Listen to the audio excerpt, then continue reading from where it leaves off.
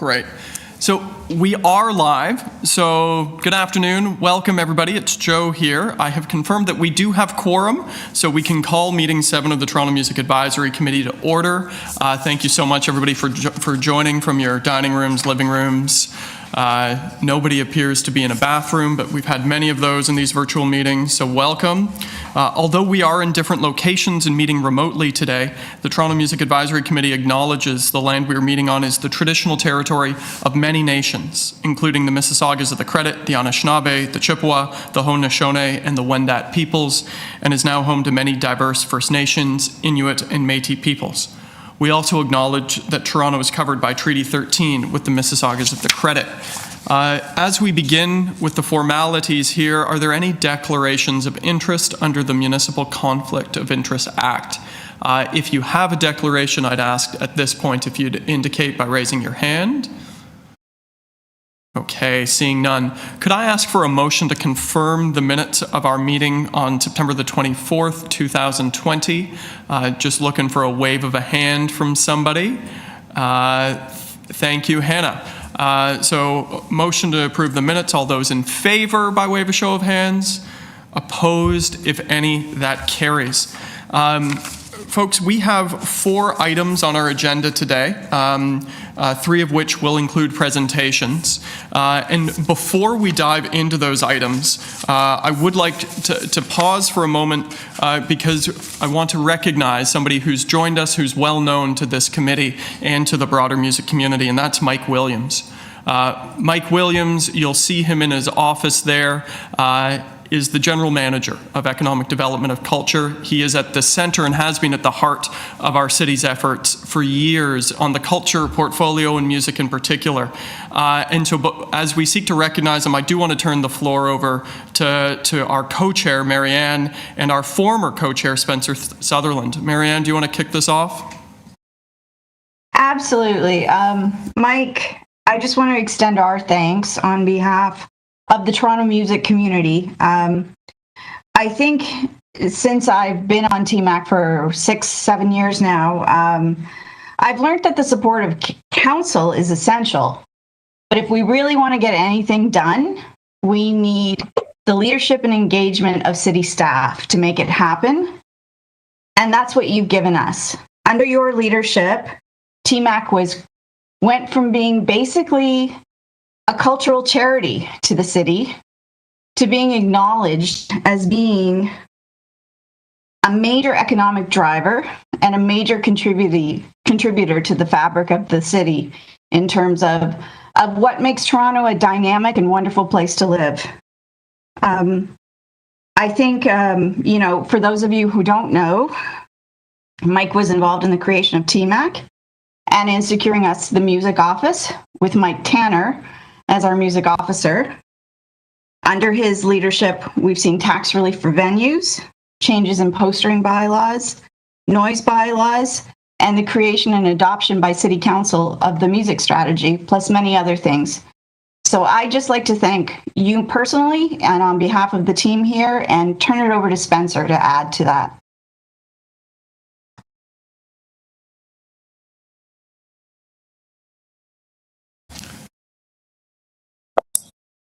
Spencer, I believe you're on mute if you want to unmute yourself.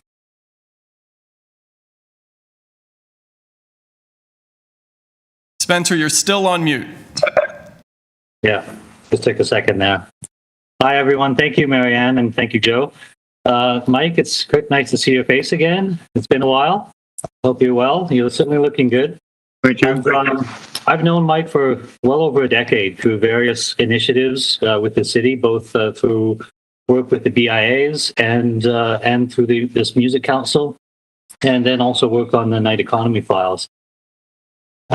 Music is one of the most visible aspects of Toronto culture, but for a long time there was a substantial gap between business and cultural understanding at City Hall. Mike was always one of the rare few people who could see the bigger picture of how vibrant culture is essential for business to thrive.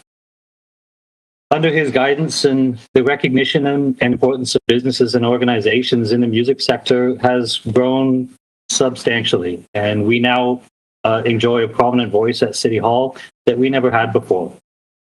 None of this would have been possible without the generous support from Mike as the GM of EDC over the years. He created a very positive, lasting impact on this city. Everyone on this committee, I'm sure, will strive to maintain that legacy and reimagine the sector in post-COVID Toronto. So, on behalf of the everyone here and everyone that I've worked with over the years who's known you, Mike, we wish you all the best, and thank you so much for all of the work you've done. Well, Marianne and Spencer, thank you so much. Mike has served our city for 12 years, and while it is often civil servants in the background who are actually rolling the rocks up hills and doing the work, they don't get the credit they deserve. And Mike is one of our city's very, very best. And so, Mike, on behalf of TMAC, from Marianne, Spencer, and all of us, we want to thank you for 12 years of service and for bringing music to, in many ways, the center of our city. And Mike, I know we've sprung this on you, but I don't know if we want to turn it over to you for a few words. Yeah, I would like to make a couple of comments. I'll call you Joe if I couldn't. I'd soon be able to do that without wondering whether I'm supposed to say Counselor or Joe. For a person that cannot sing, cannot play an instrument, thinks he can dance, but nobody else thinks he can. My love for the music industry runs very deep. When I was a brand new consultant working for a large consulting firm in the early 80s in Toronto, I was the lead consultant on a big study of the music industry commissioned by the federal government. Worked very closely with what was then called SERPA and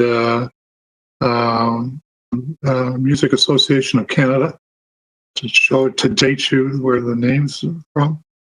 And I learned a lot about the economics of the industry, how powerful it was, but also how the incredible importance it plays in all of our daily lives. And music can be up front and it can be in the background, but it's almost always present in any form of entertainment or pastime. So I'm very pleased that we are able to establish a solid Toronto Music Advisory Council.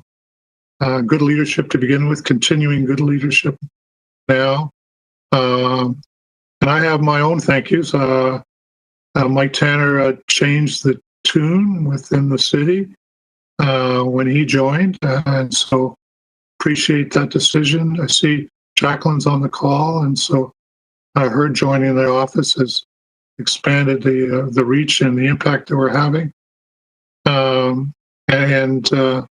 Of course, Marguerite continues and builds on the legacy that Zabe started. So I think we're in good hands right now. I applaud you, Joe, especially. I mean, given what's on your table right now, and to still carve out some space for the music industry is a terrific testament to your commitment to this sector and to the people on this board and to the whole industry.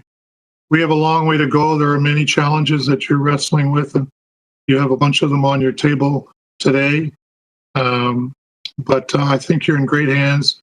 I look forward to what Spencer said, and Marianne too. Thank you very much about going forward and building on what we've established. So COVID will pass. We all know that. It'll pass with a lot of pain, unfortunately. But I think music and other aspects of culture are going to be an important antidote during this time, and then especially coming out of it. So I look forward to being a consumer of the output of your work, and appreciate it very much. Thank you very much, Joe. And Well, thank you, Mike. A round of applause, muted or on the mics. Thank you for everything you've done with us and for us. Thank you very much. So now you don't have to leave, Mike. You can stick around and be on the hot seat for questions, just so you know. But we do have Marguerite and Mike who are here. So thank you. I think you've got much better people there on a call already than relying on my spontaneous reaction. So thank you very much for this honor, and I appreciate the thank yous and the terrific comments. So thank you very much. Bless you. Thank you, Mike. One of our best.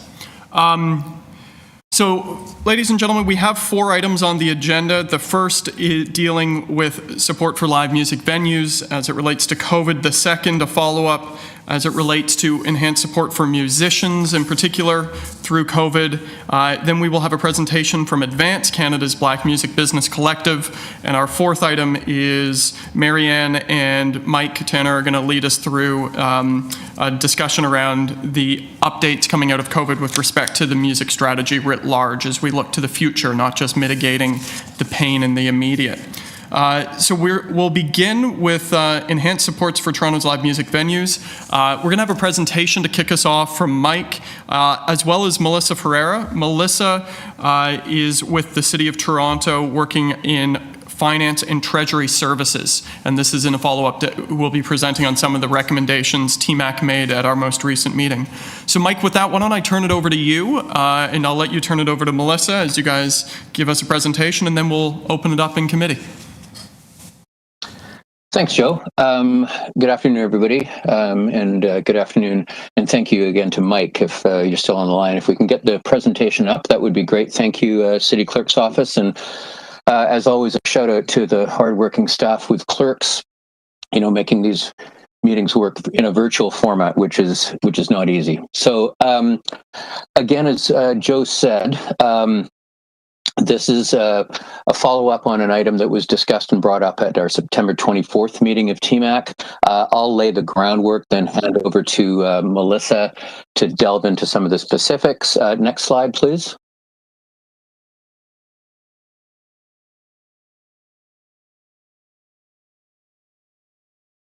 There we go. Thanks. So the key here is that we're reporting back on the feasibility of the City of Toronto spearheading or getting involved at all in a group insurance program for live music venues, which, as we'll recall, have had an increasingly difficult time, especially this year with the pandemic, in securing commercial liability insurance. We've been looking into a proposal for working with an industry organization like Canadian Live Music Association, CLMA, that could get involved on an industry side, and or delving into assuming risk and coverage on the city side as well. Next slide, please. So what we've done so far is we've been in constant communication with CLMA. In fact, we speak so regularly with them, they're on speed dial. And during the entire pandemic, especially on the insurance front, we've been talking with CLMA to help shape their advocacy efforts.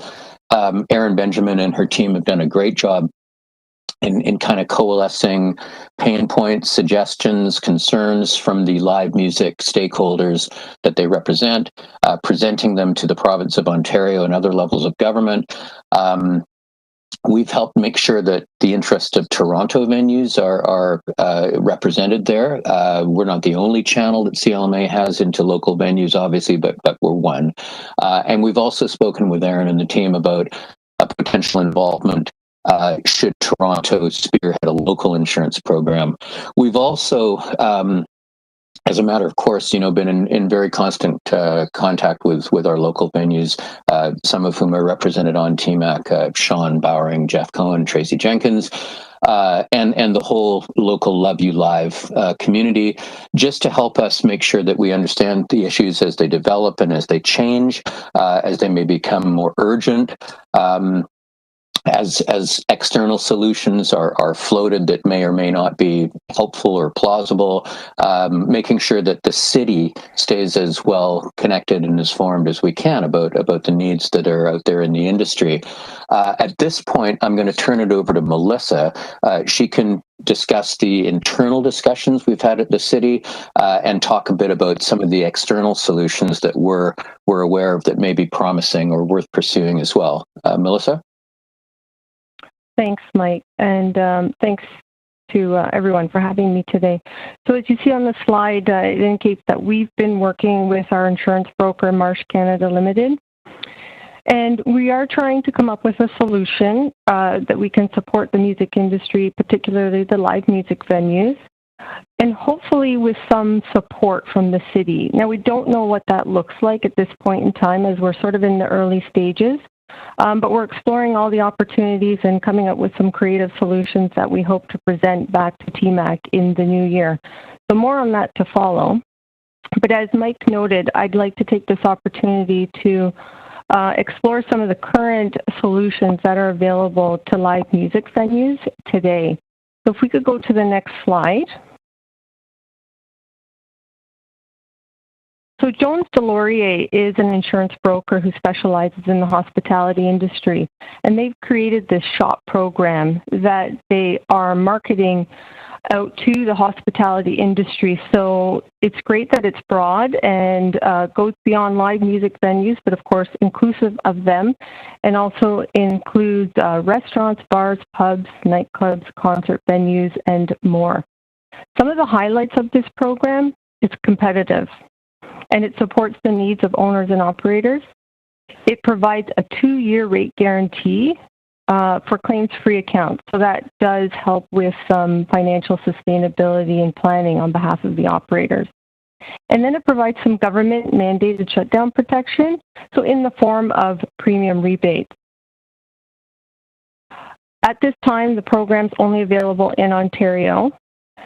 The other aspect of this program that I think adds value is that they provide risk management services to the owner-operators and help improve the insurability of the venues. Because I think that's one thing that can really help all venues, identify some risk mitigation measures that can be put in place to make the exposure more favorable to insurers and reduce premiums at the end of the day. So, we were lucky that CLMA brought this to our attention. As Mike mentioned, Erin is an amazing advocate for the industry, and, I really appreciate that she let us know about this program. So on to the next slide, as there is another solution available out there. So the Insurance Bureau of Canada has, been really working hard to try and support small businesses. They've created this, what they call the Business Action Insurance Team. And, the intent is really to help small businesses who just can't buy insurance in the regular insurance market, whether it's because of the pandemic or even other issues. So when they talk about small businesses, they are talking about employees, 1 to 99 employees pre-pandemic. And what the process is work with either the owner-operator's current broker or other agent, insurance agent, put together an application, and you do have to, as an owner-operator who can't find insurance in sort of the regular insurance market, in order to be eligible, you do have to demonstrate your inability to secure coverage elsewhere. As it notes on the slide, though, you work with a risk manager at IBC to determine if the application meets the criteria. They assess the risk profile and also suggest some risk mitigation, measures.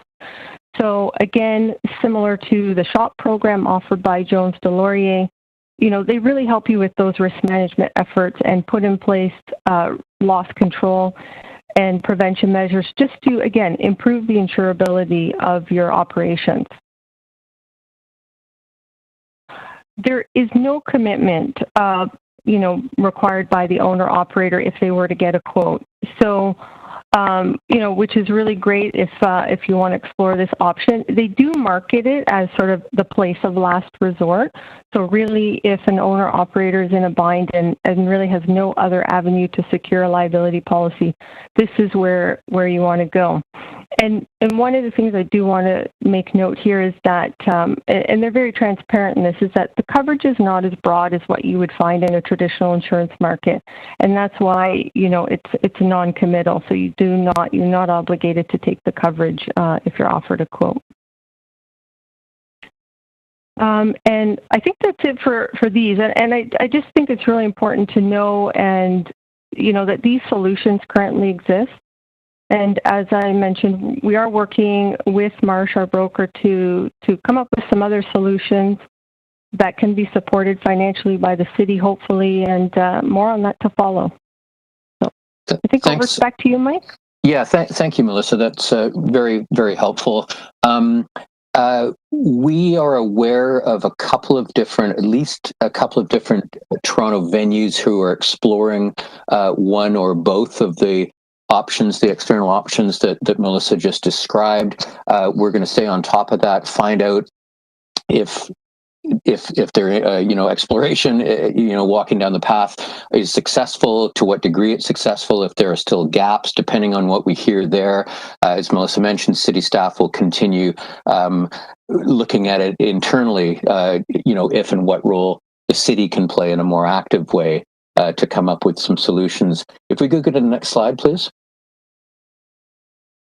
The other part of this item on our agenda today is just kind of a wrap up of 2020's version of the live music venue property tax program, also known as the Creative Co-locations Facilities Tax Class. Clearly, somebody in marketing didn't have much to do with the naming of this product. Live music venues, as you may recall, were added as a third stream to this pre-existing tax class this year. Members will probably remember that it came through a TMAC recommendation in the spring, which then went to Economic Community Development Committee and was approved by City Council at the end of May. At which point, staff in a number of different divisions, including primarily revenue services, real estate services, and legal, got involved with economic development and culture and worked with Municipal Property Assessment Corporation, aka MPAC, on how this would be rolled out. It was a very quick application period, less than 3 weeks in the beginning of June, during which time a lot of applications were received. Ultimately, 48 venues were approved for the program. In August for 2020 property tax rebate of 50%. Those 48 venues would have received notification along with their landlords, if they themselves are not building owners, of this reduction in the final tax bill that was just mailed out a few weeks ago by Revenue Services in November. So TMAC members, if you know of a venue that was notified that they were approved as being eligible for the program earlier, but is still in some kind of limbo about not knowing, how and where that's going to be reflected in their property tax bill, please offline let us know, and we'll follow up with Revenue Services to make sure that the communication, has landed in the right place. The real big update, though, here is that on October 27th, partly, maybe more than partly, with the leadership of Councillor Cressy, Council voted to make permanent the inclusion of live music venues as a part of this program. So we now no longer have this as a pilot or as a trial, as a one and done kind of program, but moving forward, this will be part of the way the city approaches property taxes, that live music venues that are deemed eligible will be eligible for relief of this type. So we hope this is part of the way that we can continue to support the live music industry in Toronto. That means that we've already started working actually on the 2021 rollout. Eligible venues that were eligible this year in 2020 will soon get this month some communications about next year's program. There's also going to be widespread communications since we've got more time. This time we'll go through the BIA office to make sure all BIAs find out about this and can distribute it to their members around the city. There'll be communication going to the different councillors' offices so they can put it into their newsletters. There'll be a webinar early in the new year on the application process and the program, and then an application window that'll probably end up stretching sort of 6 to 8 weeks in the spring, so that the whole program can be baked in the oven and rolled out, and venues can be assessed, and if they're deemed eligible, can know that they're approved for the program much earlier in 2021. then we got it going in 2020. So that's where we're at with that program. And again, big kudos to everybody on TMAC for making that a priority, and councillors Cressy, Bailau, and Thompson for their leadership at council on this matter. That's it for this item. Next slide just says questions or comments. So if anybody's got any questions for Melissa or me, we're happy to answer them. So Mike, thanks for that update, and Melissa as well. We're going to open this up. I wonder if I could just, Melissa, kick it off. You mentioned that you're working with the city's broker, Marsh, on other options that the city might have around insurance programs. And I'm wondering if you could just expand on what those options might be and what you're looking at. So not unlike the solutions that are presented by Jones, Delorier, and IBC, we're looking to create a similar program with Marsh, but perhaps with the intent that if it's backed by the city, it may be a more desirable risk from an insurer's perspective because there's some sort of financial guarantee or support there by the city. And I don't know if that's really where it's going to land. Again, this is sort of early days that we're exploring. But, I know there's challenges with the costs. I mean, premiums just have skyrocketed this year. So if there's any way the city can provide that support, that's really what we're looking to. But again, early stages right now. Well, thank you for that. And I appreciate it's early stages. So just the intent there is in a scenario whereby, and it's not confirmed, but if the city were to back the insurance applications, would that in turn reduce the insurance costs for the venues? Is that the core of this? That would, yes, sir. I mean, that would definitely be one of the objectives, is to help reduce the costs. Absolutely. Okay. Let me open it up to, thanks for letting me jump in there first. Just by way of a show of hands, my screen has frozen for a moment. No, it's back. So anybody else want to jump in? Questions for Melissa or Mike on this, or comments on it?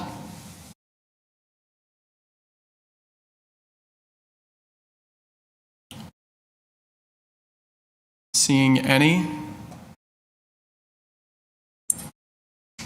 Sean, yeah, go ahead. Hi, We hear you, Sean. Joe. Yeah, no, we hear you. Hi, JC, myself, and a few others met with JC, myself, and okay, you good now? We see. Sorry. JC, myself, and a few others met with Rod Phillips, who's the finance minister of Ontario. We were trying to apply some pressure. Not hearing me? We hear you, Sean. You're good. There was a delay, but we hear you.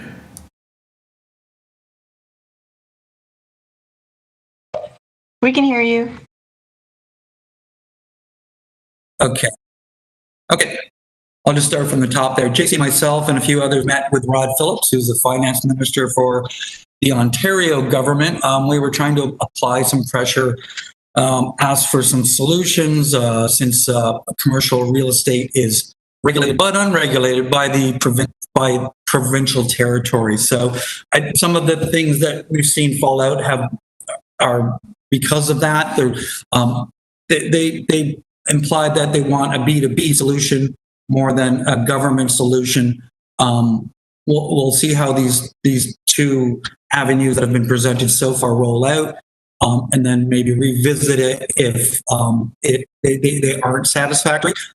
You seem to understand the situation, Mr. Phillips, and again, at least there was an ear, which we haven't had much interaction with the province, but on that file we seem to get moving forward. So there's at least some attention to detail. And I think a bit of the fallout was the BAIT program, the BIAT program, that's happening in Ontario. So we're ready and going to apply more pressure as needed. So just that's the update basically.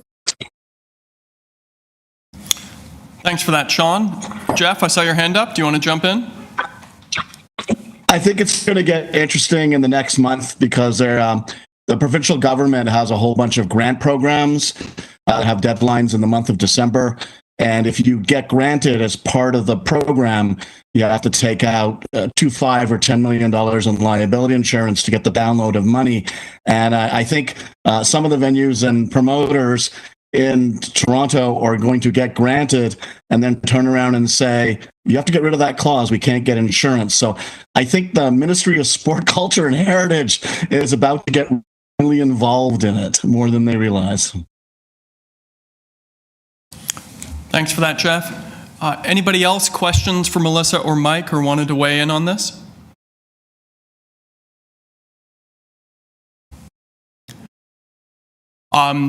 So just on my end, Jesse here.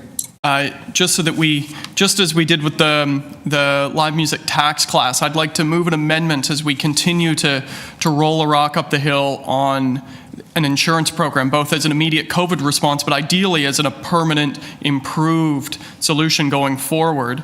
And this is for the Economic and Community Development Committee to request our CFO and Treasurer and the GM of EDC to continue to explore the City of Toronto options on an insurance program and to bring a report forward with those options. And we've said January or March. I mean, frankly, if they would be ready in December, that would be great. So as soon as possible.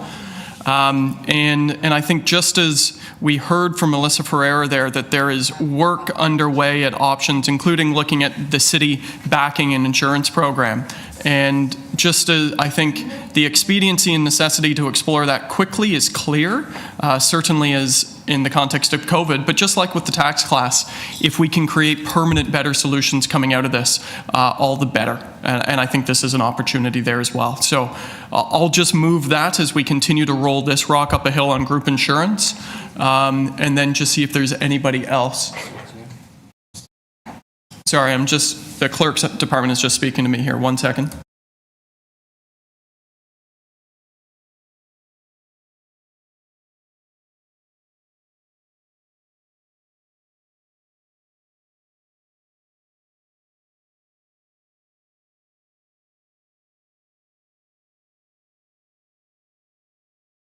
Sorry about that. They were just making a word adjustment on the amendment there. Anybody else on this item, on the insurance piece in particular, wish to speak or further commentary?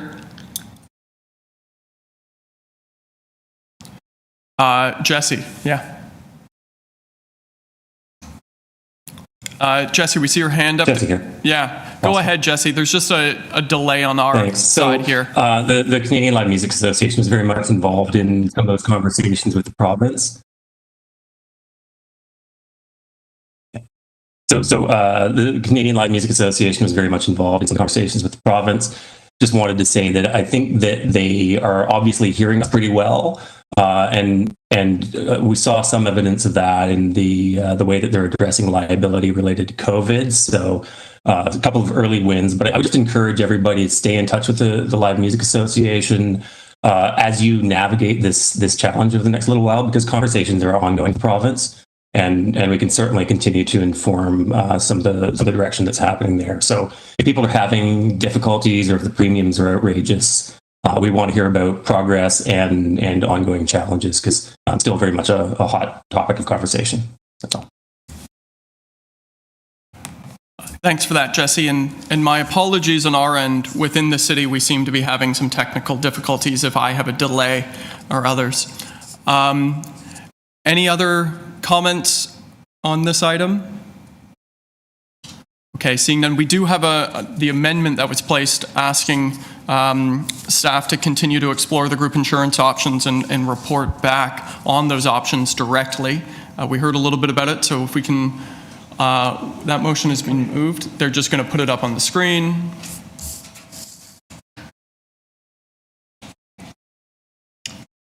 hold tight a second, everybody. Sorry about that. Okay. All right, so there's the motion. And so by way of a show of hands, all those in favor? Opposed, if any? Seeing none, that carries. Okay, thank you. Thank you for that update, Melissa Ferreira, for joining us, and Mike as well. The next item we have is on enhanced support for musicians during the COVID-19 pandemic. I understand we're going to have a presentation from Mike and Jacqueline. Mike, can I throw it over to you? Thank you. Yeah. Once again, folks, it's me going to give a brief intro and sort of a little bit of a summary of some of the work we've done. Clerks, could we please get the next presentation up on the screen, please? This one, like the last one, kind of lays out a little bit of the exploration, the work that we've undertaken. It will be, I'll pass over mid-presentation to my virtual music office colleague, Jacqueline, who many of you know. Next slide, please. Thank you. So again, just to review, this was discussed at September 24th TMAC meeting. I remember Aaron Fogel and Charlotte Cornfield both spoke eloquently and passionately about how the city's need for support for the unhoused, for people on the margins, might align with shuttered live music venues. And so, help bridge the gap there if any gap exists. Next slide, please. Thank you. So what we've done so far basically is we're really starting to look at whether and how music venues which are currently shuttered because of the pandemic might be used to help with city requirements as they arise, such as vaccination clinics, distribution of food, or other resources as we move deeply into the winter. We began our exploration talking to Toronto Public Health, who pointed us in the direction of corporate real estate management, otherwise known as CREM, a gentleman there named Dwayne Nickel. As Director of Corporate Security. Dwayne's brief right now oversees looking for private spaces that the City of Toronto might possibly use for vaccination clinics. Obviously, that's not happening yet, but hopefully will happen sooner than later.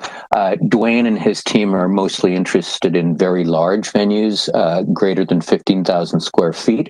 So we pulled together a list basically of every venue that we know of, music venue or event space of over 5,000 square feet. So that's kind of Lee's Palace size and up, and sent it to corporate real estate management for them to start analyzing and looking at distribution around the city. Next slide, please. Further exploration here, corporate services led us to the Emergency Operations Center, EOC. We've spoken with some people there involved in logistics for the Emergency Operations Center, which is really just a creature of necessity through the pandemic. They're looking at City of Toronto use, possibly needed, of private space for things like COVID assessment centers, food banks, broadly writ or local food banks, and equipment storage. We've also talked to people in Social Development Finance Administration, SDFA, and the Toronto Office of Partnerships, who are additionally looking at things like emergency food response, requests related to need for space for things like PPE, and also third-party needs, City of Toronto needs for the social team and the encampment support team, things like blankets, water, sleeping bags, housing supplies, and the like. One thing that's come up during these conversations is that it sounds like some of the needs, as they're anticipating them now, maybe a week or 2 weeks or longer. So, of course, we've pointed out that live music venues, while they might be shuttered now, and they may be shuttered for the short-term future due to the pandemic and associated public health regulations, they're not going to be shuttered forever. And I don't know that many live music venues are going to want to enter into a situation where they've got major infrastructure on their premises that would have to be moved quickly if the order came down from the province that shows with even a limited audience could take place. So we'll keep abreast of both sides of that conversation and make sure that there's communication going back and forth as things develop. Next slide, please. So next step short term here is getting a list of venues in the city. Jacqueline's already pulled that together. We're going to send that to Emergency Operations Center, SDFA, Toronto Office of Partnerships. This will include the address, the square footage. We have a lot of that information, any structural information about things like kitchens, loading docks, entrances, basement storage, that kind of thing. And when and if they are really ready to sort of dive into this and explore in a more sort of focused, specific, we need this now kind of way, at that point, there'll be a direct connection with the venues. And it would be the same thing with CREM's potential need for larger spaces for vaccination clinics.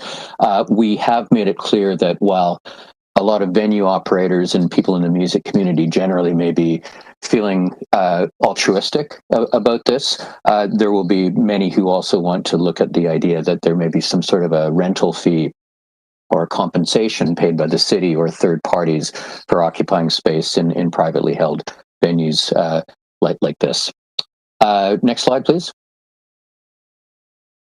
I'm going to turn over to Jacqueline here to talk about how artists have been supported by the city through our music office programming. Jacqueline, take it away. Great. Thanks, Mike. Hi, everyone. My name is Jacqueline Tam. I'm the Special Events Supervisor in the Music Office, and I oversee the programming initiatives that were created to provide more paid opportunities for local musicians in the city. So for those who are not familiar, City Hall Live, YYZ Live, and Music 311 are all music series showcasing local artists that reflect Toronto's cultural and musical diversity. Music 311 brings the music of Toronto artists to the 311 phone system.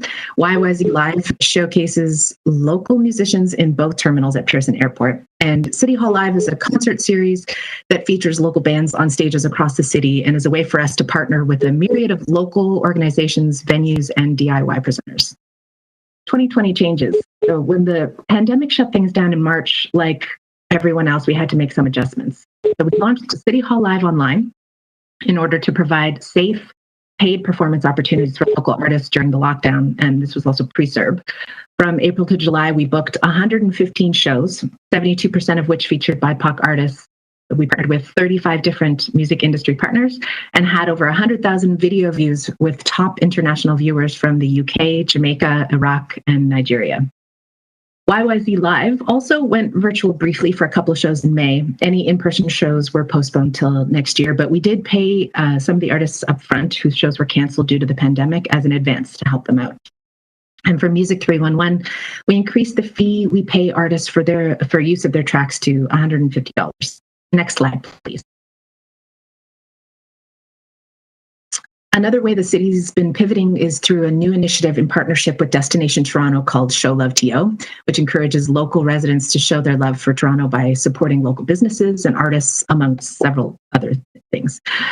Music TO will be one of the Show Love TO initiatives that creates safe and accessible music experiences. Soundtracks of the City is one of those options, which features 25 different playlists showcasing 425 songs by over 500 Toronto bands in 23 different languages. There has been one playlist created for each ward in the city to encourage residents to discover local artists, some of whom live or have a connection to that particular neighborhood. We hope to use these playlists as a way of promoting local artists and raising their profile. And the playlist will live on the Toronto Music Office Spotify account and will be updated throughout the year. Next slide, please. We're planning a new series that will launch in January, which also falls under the Music TO umbrella. City Hall Live Spotlight is an extension of the City Hall Live online series I mentioned earlier. This version will feature weekly professionally produced live stream concerts of Toronto musicians performing at shuttered music venues around the city, along with a handful of other music-related businesses. We're aiming to move this series around geographically in the city, ideally helping to support some venues and music businesses that aren't always given as much shine as the ones in the downtown core. The goal is really to spotlight not just the artists, but venues and other parts of the live music ecosystem that have been so catastrophically affected by the pandemic, in the hopes that we have something to return to when all of this is over. So the series will run from January through May next year on the City Hall Live Facebook page. There will be an official media release coming out from the city in the new year that will include more details about the lineup, but we felt that PMAC members should know about what we're planning in the meantime. So if you have any further thoughts or questions, please feel free to get in touch with me directly offline. Thanks so much. Thanks, Jacqueline. Can we get the next slide, please? Just one more small part of this item. And that is just to circle back to something called the Show Love TO Partner Activation Grant Program, another lovely title. TMAC members would have received an email about this already, but it's worth reminding everybody because it's a one-time funding opportunity, quite significant, to support organizations that are producing events anytime next year, calendar January 1st through December 31st. The idea is to help external partners from the city create innovative events to bring the community together when it's safe to do so, including virtually. But the key here is that applications are due next week. It's a hard deadline, 5 p.m. on December 11th. So if you're thinking about this, best get on it sooner than later. A couple of quick details. Applicants must be Toronto-based, community organizations, not-for-profits, or charities. However, partnerships are possible. It's possible for a not-for-profit to partner with a for-profit organization in order to create an event. Music, of course, can be featured here as well as a lot of other art forms. There must be one component that is free.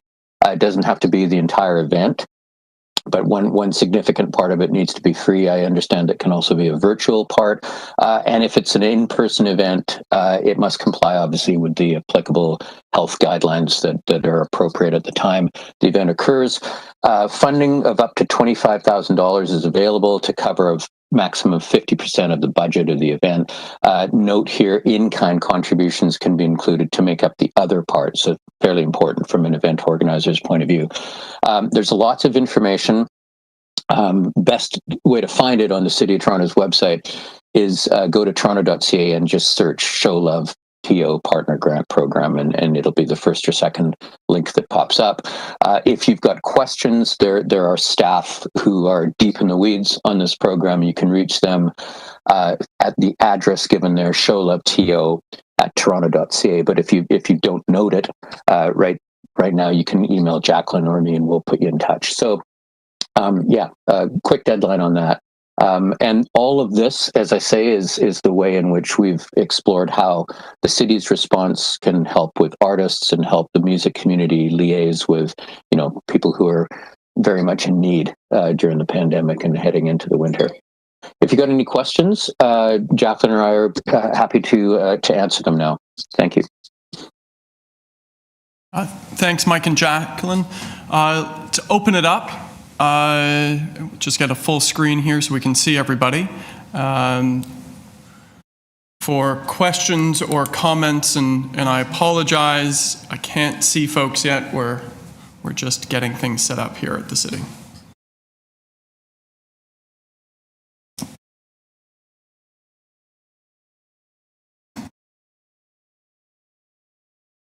Sorry, there we are. Now we've got everybody back. So just a show of hands, if folks who want to kick it off, questions of Mike or Jacqueline, or comment on some of the work here. I see Sean up first. Sean, do you want to kick us off? A quick question that came up at the previous meeting that I was at. Are BIAs eligible? So in our case, Dundas West Fest. Jacqueline, do you happen to know the answer to that question off the top of your head? Well, I think Dundas West Fest would be considered I don't know, you maybe could tell me, is it considered a community organization or a nonprofit?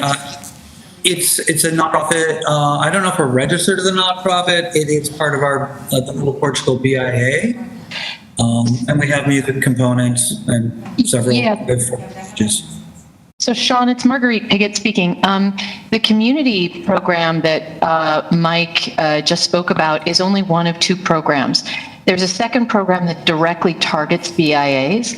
The deadline for that has already closed, but it was promoted through Tabia. I know that we've received many applications from the BIAs for that program. So is that something that you were aware of, or? Yes, we applied Yep. Okay. Yeah. So if you applied for that, you wouldn't actually be eligible for this one as well. It would be one or the other, unfortunately. Great. Good to know. Thank you. Thanks. Other questions, comments on this piece? I'm going to kick off just on mine. The City Hall Live Spotlight program that will be rolling out in January, how many concerts will that be? And the degree to which this is not just providing a source of entertainment and music for residents, just confirming that it's also the venues and the musicians are being paid by the city. Oh yeah, definitely. Yeah, so there will be 25 live streams altogether, and we're definitely paying the artists, and we're paying the venues, and we're paying a production company to do the live stream. So yeah, this is the whole real raison d'etre of this series is to support the industry in all the different areas. So yes, everybody's getting paid. Thanks. Thanks, Jacqueline. Anybody else on this? Either questions for Mike or Jacqueline, or comments on some of the initiatives that they provided updates on here?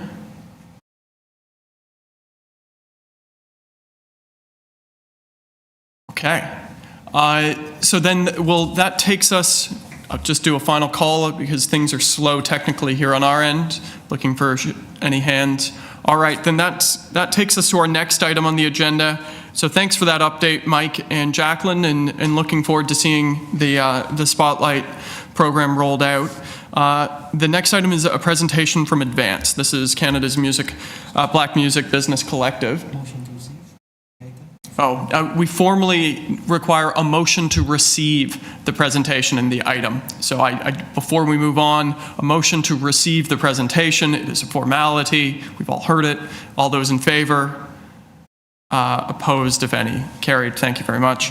All right. So now we're going to have a presentation from Advance. This is Canada's Black Music Business Collective. We have Vivian, of course, who we know who's with us, and we also have Ty, who's joined us as well. So I think I'm going to turn it over to Vivian and Ty to walk us through it. Great. Thank you, guys. Can you guys hear me? We can. Yeah, perfect. We do have a presentation. Hopefully we can get it up. There we go. So I'm gonna kick this off to Ty in a second. Just want to start by saying I'm one of the founding members. We've been talking about this for a while, and obviously with the events of this year and everything that's transpired, and Blackout Tuesday in the States, we came together as a group of Black people working within the music industry, specifically on the business side, not so much on the creative side, to sort of talk about our space in this and where we stood. And a lot of discussions were happening at big companies, small companies, and out of that was born Advance. I'm one of the founding board members, so I sit on the board, and there are 8 of us so far. We're still building out the board, and we're a national organization, and one of our heads of what we've done pretty early on was established a committee system. We're still working on it, but we're working on establishing that right now. And one of our committees is our advocacy group, and one of our members who is heading that group is Ty. And so Ty is here, so I'll just have him walk us through the first couple slides, and then I'll come back in to do some updating on programming and such. Hello, everyone. It's good to be here with y'all. I guess next slide. So yeah, as Vivian spoke about, there's a sort of a ton of industry experience, Black industry experience in the music industry. We were sort of comprised of many Black people, but I would say around 300 Black identified people have sort of signed on to get involved as well. And we definitely have been sort of, been attracting folks from other communities to sort of stay in the know. But yeah, in terms of what makes up Advance, it's sort of a collective of these many different roles within sort of the music industry space. And a lot of folks who have been doing important levels of organizing for many years. It's a lot of sort of expertise at the table. The next slide, please.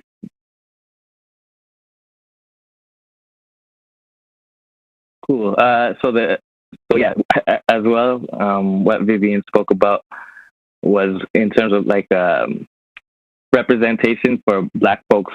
Sort of, yeah, not so much on the creative side, although there's likely to be like a lot of artist entrepreneurs, but our focus is definitely sort of with Black folks who are trying to make careers in the music industry in the very broad spectrum of roles that might look like.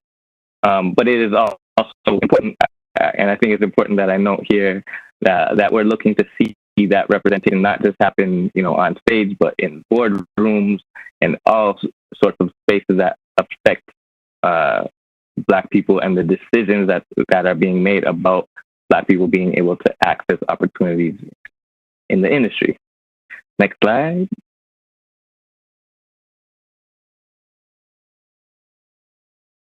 So some of the focus areas or the pillars is advocacy and government, which I would say is more of a focus in terms of having a Black voice at the table, at these different tables, but also a bit of an industry watchdog. And we'll get more into some of what that might look like coming up. We're looking to do mentorship, and that's definitely a strong pillar for our organization. Working to work meaningfully with just people in the biz and hopefully connect them in terms of the work that they're doing. Support and share best practices around admin, so that's the finance and business development piece. Supporting Black, owned and created businesses, right? And the last piece in terms of membership speaks to this broad network across the country that we'd like to sort of be able to connect together more purposefully. And Vivian, I'll let you take the next couple slides. Thank you. Get over to the next slide, please. Thanks, Ty. So we've already created a bunch of subcommittees to deal with what we had as a great first response. As Ty pointed out, we've had over 300 Black identified people across the country who have signed up. Obviously, the majority have actually come out of the Toronto area, just being, the focus of where the music business is. But we've had quite a great pickup across the country, and that's amazing. And out of that, as some of you may know already, we have two pretty big relationships that we've struck so far, and we're working through setting up how that's going to work and function. First one is, of course, with the City of Toronto, partnered with Slate Music and the Slate Music Foundation. The City of Toronto portion of it, obviously dealing very specific with groups in Toronto, and very specifically dealing with nonprofit organizations, not necessarily business, because we're not in the business of analyzing business cases. Slate's part of that, they have a wider mandate, not just the City of Toronto. They already support lots of organizations and lots of businesses in the City of Toronto.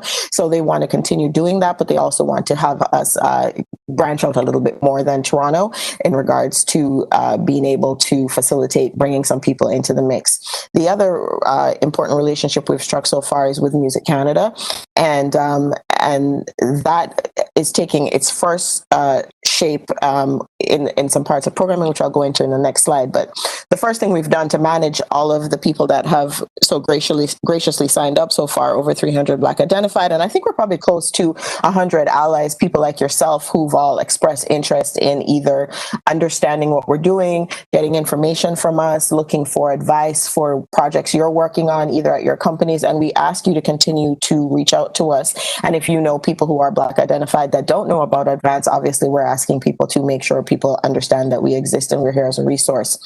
So we have these subcommittees already, and they're up and running and starting to work. We've been having weekly meetings since we've started with a wider range of people within the industry and from all over the country.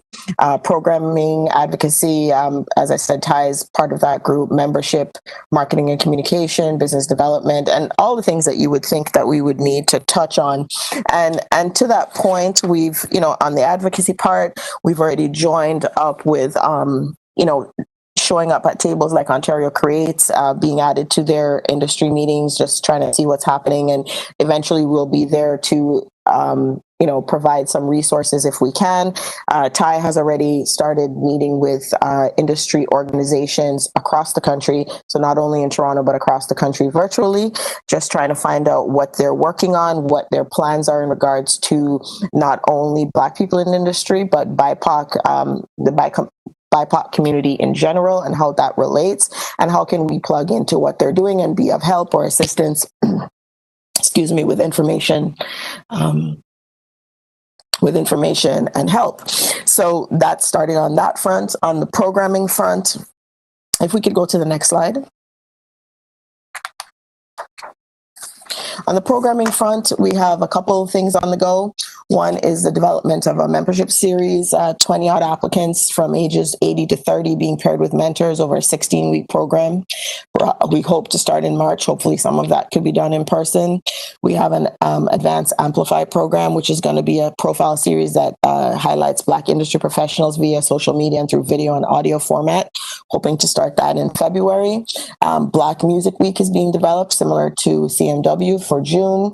And then we have a school music industry program in partnership with the TDSB and C Center for Black Music Professionals, Center for Black Professionals. And this is bringing in a Black music component to the work that they do. And how that feeds in on the other side with Music Canada is that we've started and have started to become a part of a joint research project. Music Canada has already started their work, and what they're hoping to come out of their research in this area of diversity and inclusion is a toolkit that the music industry will be able to use. There are going to be lots of organizations, smaller companies, businesses, artists, entrepreneurs that may not have the resources to do the diversity and inclusion work on their own, and this will help to provide a toolkit. So part of that is Advance being at the table, helping to craft the questions, helping to craft the research on that point. We also have at the table Women in Music, the Country Music Association. Most recently, Live came in to have a part of the conversation, because what we don't want is to obviously regurgitate the same exact thing to every other group. And what we also need is to not speak into an echo chamber. So we're hoping that with getting a wide cross section, we'll make sure we're asking the right questions, and then we're asking the right questions to the right people, because obviously that can go awry. If you ask one group one thing, they'll say yes, and the other group the exact number of the same people will say no on the other side. So that project is already ongoing. We're deep into that project on the Music Canada side, and the other organizations are working with the diversity and inclusion group at Ryerson to develop our programs that will be rolled out hopefully very soon. We're deep into our executive director recruitment. We're hoping by the top of the year we'll have someone in place that will take over. Probably they would show up here next to make a presentation, not myself. If there's anyone that you think of that you think might be an amazing candidate that we haven't thought about, please feel free to reach out to me or to the main Advance email, which will be at the end of the presentation. We're, reaching out on the new Broadcasting Act and figuring out where our voice can play in that as it relates to Black music specifically. And as Ty brought up, part of the role will be a bit of an industry watchdog. Just recently, SEMA had an amazing series, if anybody was paying attention or was on some of those, breaking down racial barriers. Some of us at the table were on these series, like Kaya, and I think Rooks was on stuff. I think they had over 400 people participating in that series. What comes out of that series will be, and 40 organizations signed on.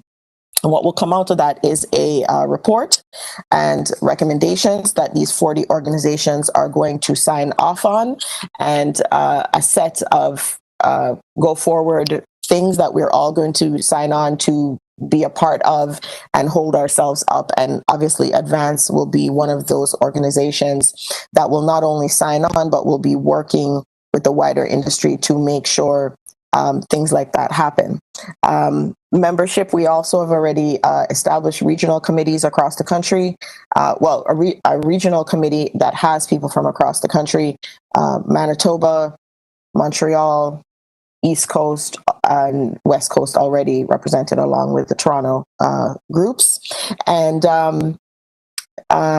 if you want to move to the next slide. one of the things that also comes out as soon as we started was, as soon as we made the announcement with the city, phones started ringing. And that's to be expected.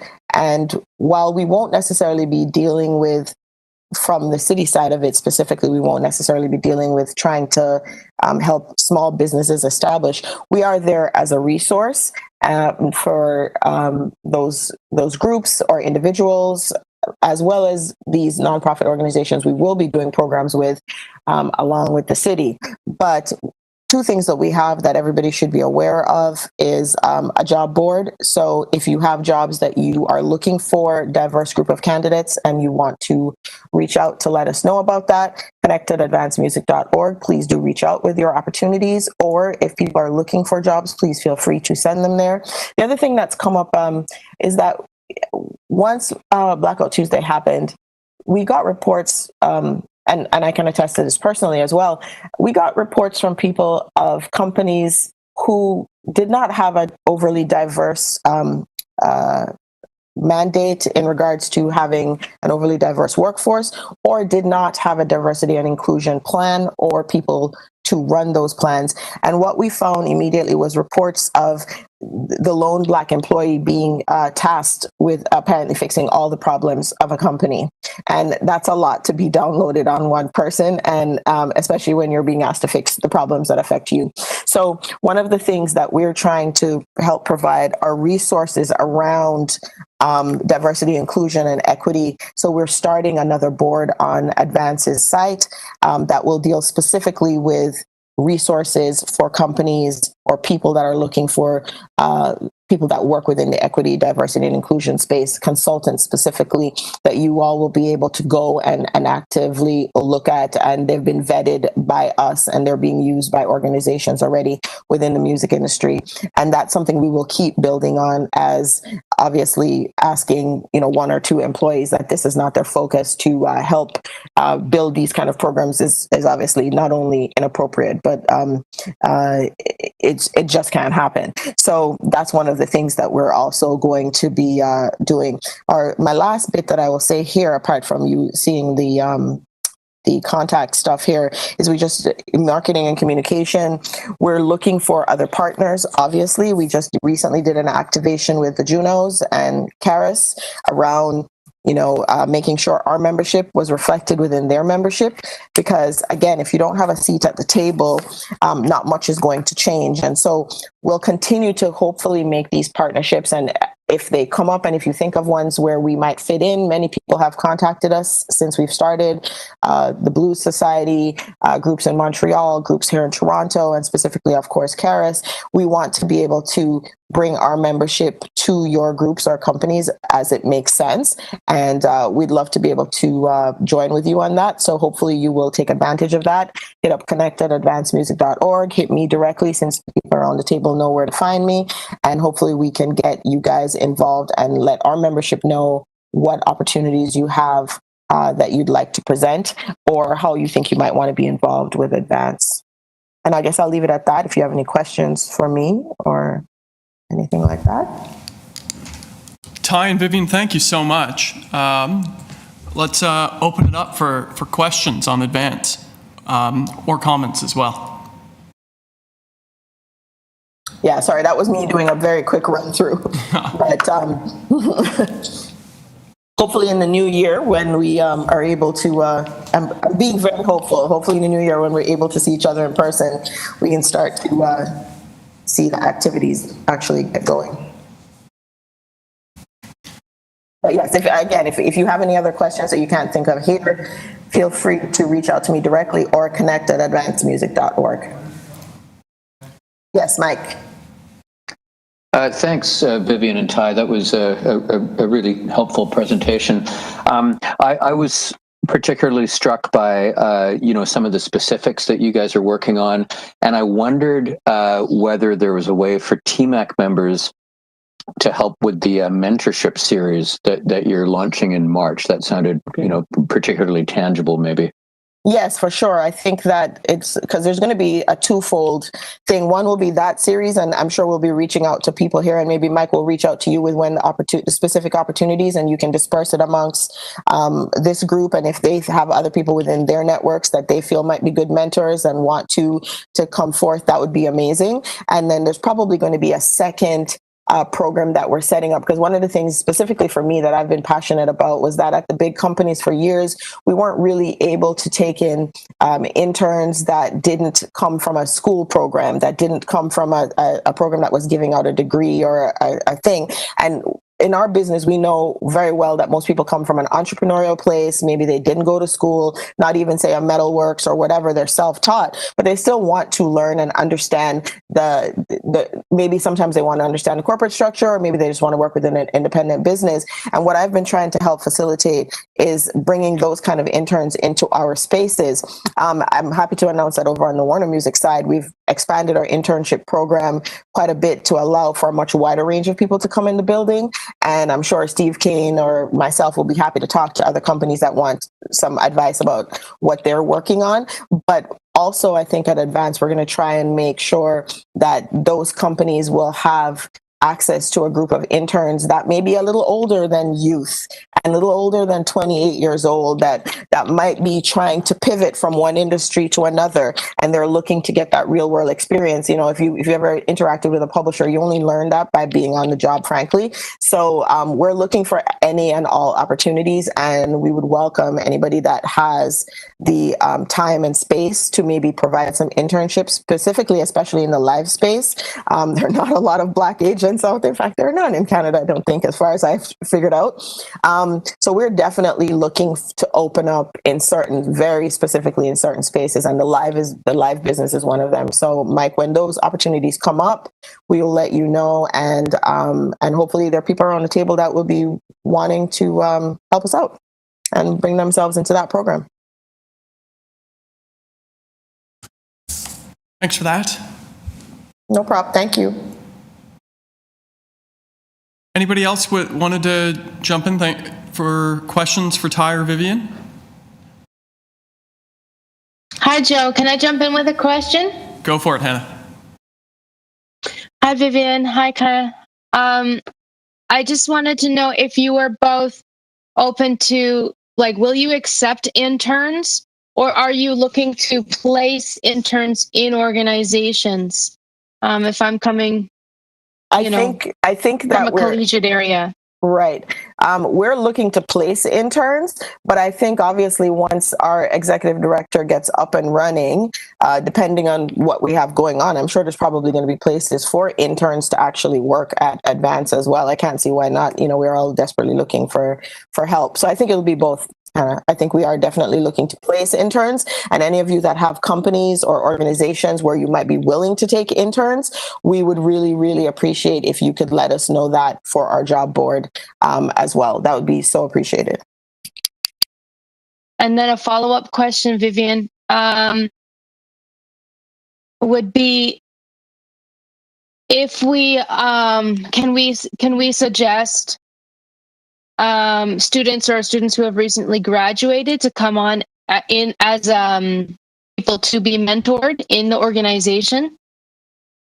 Yeah, I suspect that the formal internship series that we're doing will have a application program or a way for you to suggest. As soon as the programming committee flushes that out, we'll definitely be widely distributing that, not only to the industry, but this group as well. And so I would assume that it would have either, you can just tell them to apply, I would assume, or you could probably make a suggestion. I would think it'd be tell them to just apply for the program. Okay, thanks. No problem. Thank you very much, guys. Thanks, Hannah. Anybody else wanted to jump in? Jesse, go ahead. Thanks for the presentation, and just want to note, and I think you know this because we've had a couple conversations with some of the other founding members, but the Canadian Live Music Association would also be delighted to work with you on placements and mentoring and other opportunities in the live space, because it's obviously a place where there's a lot of forward progress to be made. So we'd be really happy to help play matchmaker on that. Yeah, we heard that, and that's so appreciated, because I think that's definitely one of the places when we started to do our audits. And I mean, obviously, this research project is probably going to tell us much more information about where we're lacking, especially across the country, not just here in Toronto. But when we started to look at it and just see who was signing up and coming on board, we realized very quickly where there are huge gaps, and that was definitely one of the spaces. So appreciate you saying that, Jesse.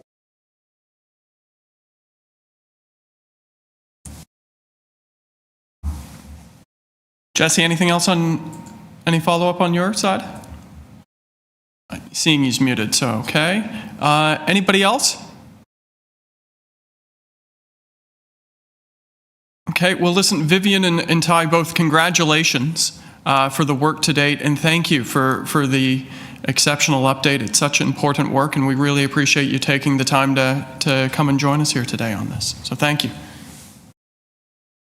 Thanks for having us. Yeah, and indeed, and the virtual round of clapping is what you're receiving. You can't hear it, but you can see it. So thanks, guys. Our next, and this is where is delving into what are the next steps in our music strategy as we transition to not just surviving through COVID, but thinking to the future. Marianne is going to lead us through this conversation and take us with Mike through a bit of an update and a discussion on it.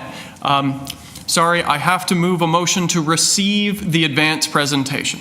Sorry, our friends here at Clerks keep reminding me. So all those in favor of receiving the presentation from advance, all those in favor?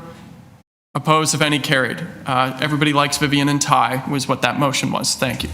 Okay, now we're moving to the broader conversation on our music strategy. Marianne is going to lead us through this, and I'm going to apologize in advance. Midway through, I'm going to have to duck out into a public health meeting I've just been called into. So Marianne's going to assume the chair in my absence as I duck out midway through this item. So Marianne and Mike, over to you guys. Thanks, Joe. So once again, folks, I'm back again, and once again, just providing a brief intro, and then handing over to Marianne for the meat of the presentation. Could we have the next slide up, please? Once again, we're looking to report back on something that was discussed briefly at September 24th's meeting. And this is where actually heading into next year, we'll have some really important work for TMAC members to get involved in should they want to. Clerks, could we actually jump to slide 3 now, if that's okay? Thank you. So TMAC members, I know that nearly all of you have probably printed out the 19 pages of the hard copy of our existing music strategy and sleep with it every night under your pillow and absorb its contents via osmosis. But just in case it's a little vague in your minds this afternoon, there it is. It can be found at our City of Toronto music page, toronto.ca/music. A little bit of the process that led to the creation of this document. Back in the fall of 2015, Marianne and a couple of other key TMAC members worked closely with the music office on coming up with a draft. And that was circulated via an online consultation process, along with about a dozen questions in an online survey that went out for 3 weeks, about exactly 5 years ago.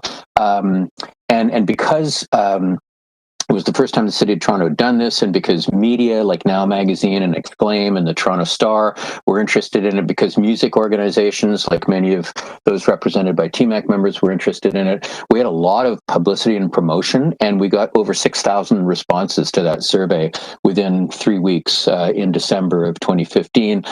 We read every one of the responses. There was some very innovative thinking, some great suggestions. Together, Marianne and the group of TMAC members and the music office revised the strategy based on that feedback during the early weeks of 2016, and it came before Economic Development Committee and City Council approved it unanimously in March of 2016. So the benefits to having a music strategy. This is not just a sort of a document that sits and gathers dust on someone's shelf somewhere.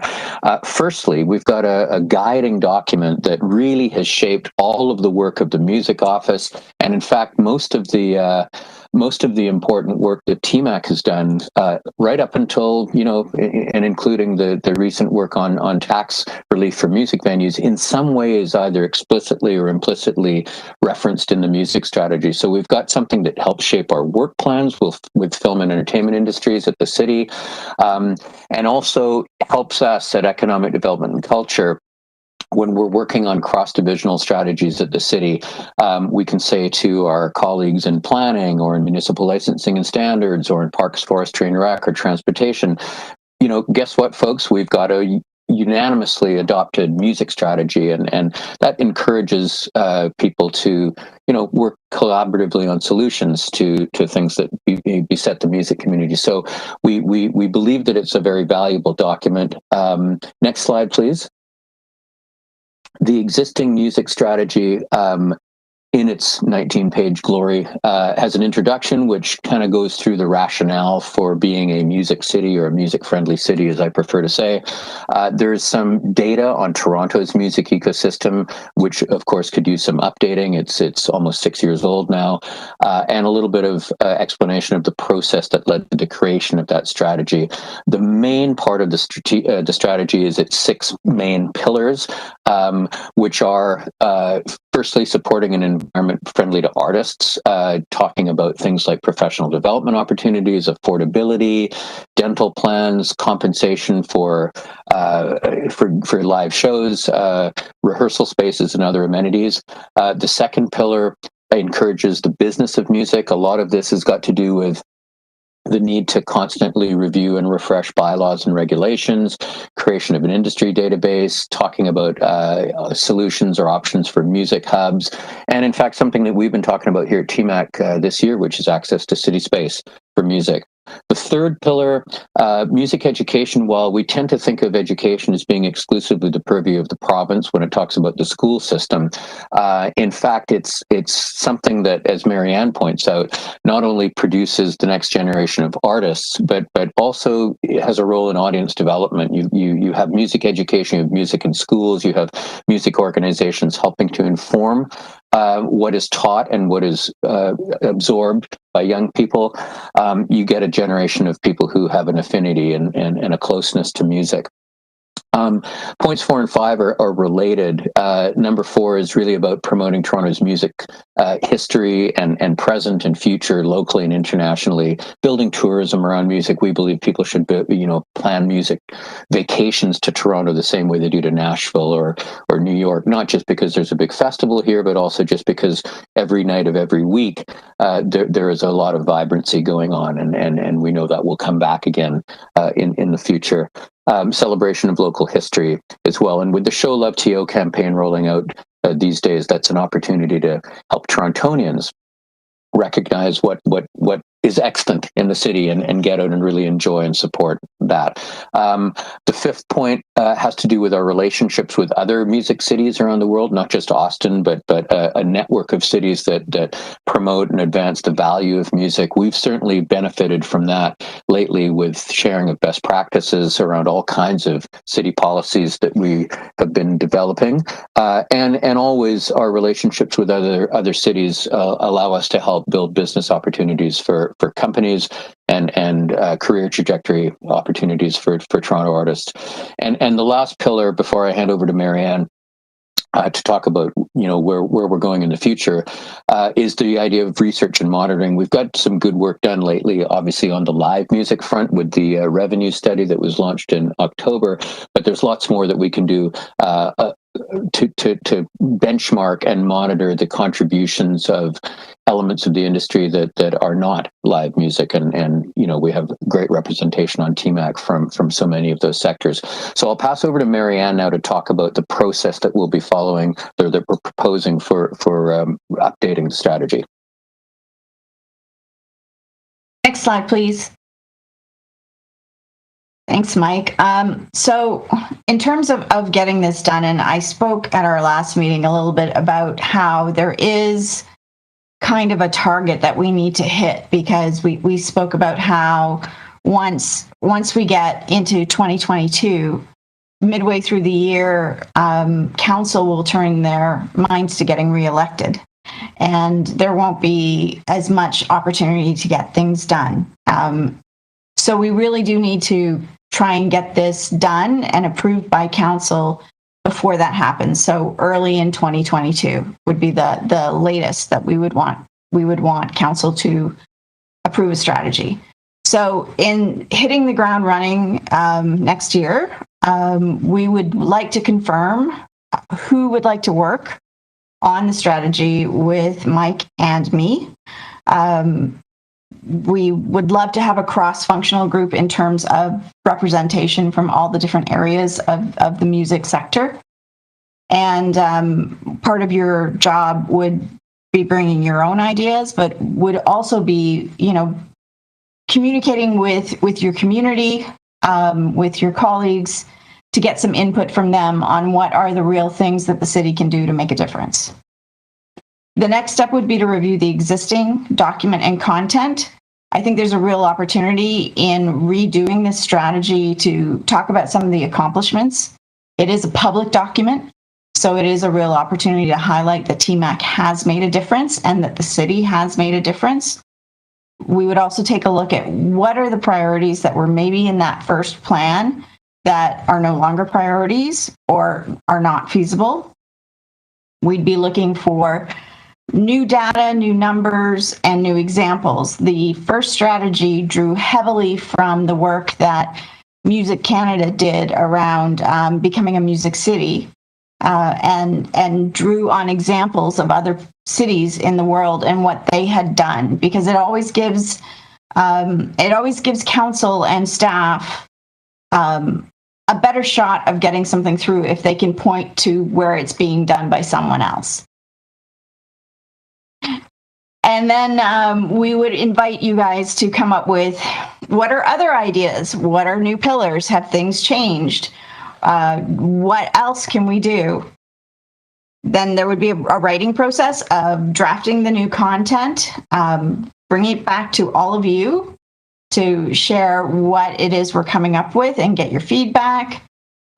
Look at some of the things that the City of Toronto has in terms of goals, such as advancing equity, and some of the programs that are going on, such as the Night Economy Action Plan. So we would want to reflect all of those things as well. Next slide. Then once that's done, we'd need to engage for a broader consultation. Part of that is to get the feedback and the input and the buy-in. The second part of that is to actually get numbers. Because I think, Mike, you can really speak to the fact that we were able to say, 93% of Torontonians say that they would like to see more music in parks. And then that can go straight through into changing some bylaws and some programs. Numbers like that really help us move the needle in terms of getting things done. There's also the opportunity to get some media and get some more attention on what music means to the City of Toronto.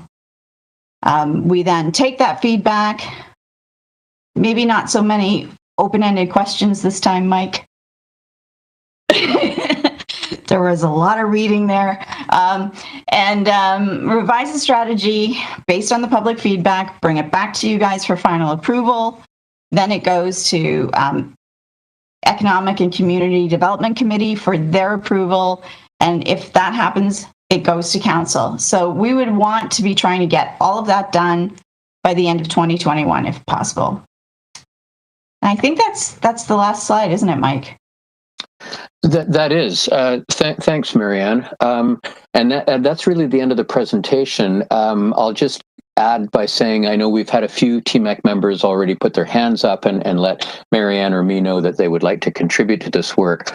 As Marianne said, I think it would be ideal to have a cross-functional group within the sector so that we've got the interests of all the different elements of the industry. We've been quite I think proactive in including different elements of the music industry on this committee. So it would be great to see that kind of involvement in redrafting the strategy. We don't need to see a show of hands now or anything, but just contact us separately, and as that work gets rolling, we can bring you in. And thanks in advance for taking this seriously.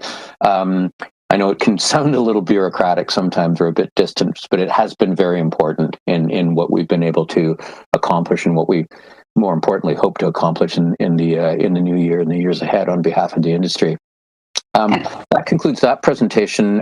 Marianne, it's back over to you as chair. I know you may not be aware of this because this was a communication that included Councillor Cressy, but Noah Mintz had wanted to make a couple of comments not related to any of the existing items. But over to you, Marianne, to conclude as chair. Yeah. Just before we get to Noah, I just want to, say that if you participated in last time, it shouldn't be quite as crazy a heavy lift this time because we do have an existing document as a starting point and we do have an existing process, but it is really important we get your feedback. And I also wanted to open it up if anybody has any questions or comments. Show of hands. Anybody who'd like to...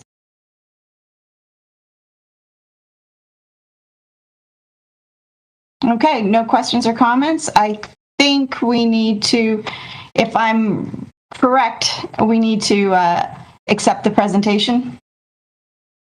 So show of hands to accept the presentation. Opposed? Okay, then I think we have accepted the presentation, and I would like to invite Noah to take the floor to talk a bit about studios and what's happening there. Hi, hear me okay? Yeah. Nice to see everyone's faces. I don't have much of a social life these days, so I spend all my time in the studio, and I don't really see anybody other than the people who work here. So, and I'm not much of a FaceTimer. So anyway, but I did want to make this extremely brief and just give a little update, a very casual but on the record update of what's happening in a sort of COVID era Toronto recording studios. And I did reach out to a small cross section of the people. The problem is we're not organized, and a lot of the studio owners are extremely shy with sharing information. And I've tried to organize in the past, and it just doesn't work. But they do have some concerns that I wanted to do, and I do have a couple of recommendations. So, couple concerns they have that I don't think we can do much about at this point. But like the live venues, we are seeing insurance in some cases doubling. Again, I don't know what we can do about that. We probably have to wait some time to see what happens with that. And because I haven't even gotten my insurance update yet, so I don't even know what's happening. So just to note, that is a concern that we have a really thriving recording industry in Toronto. And if insurance is doubling, we're going to see a lot of studios closing just simply because of that. And obviously property taxes is a concern as well for the owners, but again, more of a provincial thing. Maybe the Toronto City Hall can advocate on that behalf. But again, I know we do need some organization on that behalf. But I think the biggest sort of concern is that what is the city doing to promote its own Toronto recording industry? And I know we have that list of venues on the Toronto City website. It's horribly out of date. And I think we have a really good opportunity here to not only update that list, but start expanding it and listing what sort of services each studio offers. But we can also do some pretty good information gathering here and find out what studios have closed and then see what kind of impact that has on the overall industry. And we do have this opportunity of having a list that's probably 4 or 5 years old. I was involved with compiling the list along with Music Canada. And but just looking over it right in the past couple of days, I noticed a huge percentage of that is no longer in business, and we probably have a lot of studios to add to that list as well. So I think the city can do more to promote the Toronto recording industry. and especially we have that opportunity with the list that's already on the site right now, and maybe we can just do more with that. And that's pretty much it.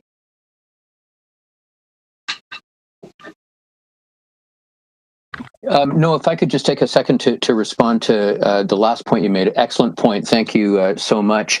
The Toronto Music Directory that you're referring to, for most of the time it's existed at toronto.ca/music, there's been a bit of a convoluted process in that we in the music office have not had the ability to directly input information. It had to go through a few different buffers and layers in the city, mostly having to do with privacy concerns and the process by which things are posted on websites. We've just recently, literally in the last few weeks, been able to create a more streamlined process, and we've had people working on updating venues, because they're obviously quite public facing, and when you hear venues closing, it's nice that the directory reflects that, and the odd one that opens too. But we anticipate being able to go through that directory, and there are, for those of you who are a little less familiar, not just live venues, but DIY spaces, studios, agents, managers, instrument stores, record stores, all kinds of different music businesses are listed on that website through the directory. As you can imagine, it is a garden that constantly needs weeding. Things change all the time. That's where, once again, I certainly invite TMAC members to help us with that. If you hear of things that are opening or closing, please don't keep it to yourself. Email us, and we'll do what we can to get that change made immediately, because you're right. It's important that anything that the city is purporting to reflect its own industry is up to date and accurate. Beyond that, Noah, if you've got ideas, please let's talk about that offline, about how we can do more to promote the great contribution that local studios make to not just the local economy, but I mean, we've got internationally recognized studios, recording engineers, producers, mastering firms at work here in the city, and we'd like to do more to support that part of the industry too. Yeah, everybody is, the one biggest comment I got, everyone's afraid, everyone is down. There's nobody's like business as usual. Everyone's down because artists are recording at home, or they're not recording at all, or they've already done their COVID albums, and they're like, what am I going to do now? Like, what's the point of doing an album? I can't even sell or tour. So I know everybody's down, and maybe the city can even moral support in some way, like to say that we've got these studios' backs. And again, they are very shy. They keep to themselves. If anyone's worked at a recording studio, these guys don't get out much. So, but they do complain a lot. And if we could reach out to them and help them, then I know that's going to be appreciated. They're just not going to organize. It's never going to happen. Jeff, I think you had your hand up. No, just for some advice from an old punk rocker. A lot of the things that you're saying right now, regardless of whether it was COVID or not, are some of the same things that I was saying 7 or 8 years ago before we had a music office in TMAC. Have you ever thought about either locally or provincially or across the country setting up your own organization of recording studios, and maybe then including technicians in that and or practice spaces? Is that ever something you're into? I tried it a couple of years ago. Mike was aware of this, and I did do 6 meetings, and in every 6 meetings, someone different came out, but about 3 people came out each time, and I had a list of 70. So it was really hard, and yes, maybe across Canada to be easier. I thought I'd start with Toronto and then go. I'm not very good at organizing that. I hope somebody would sort of take over, and just in the end, I only got 3 people out every time I had a meeting. So it was really hard. The live music was much more organized in that respect.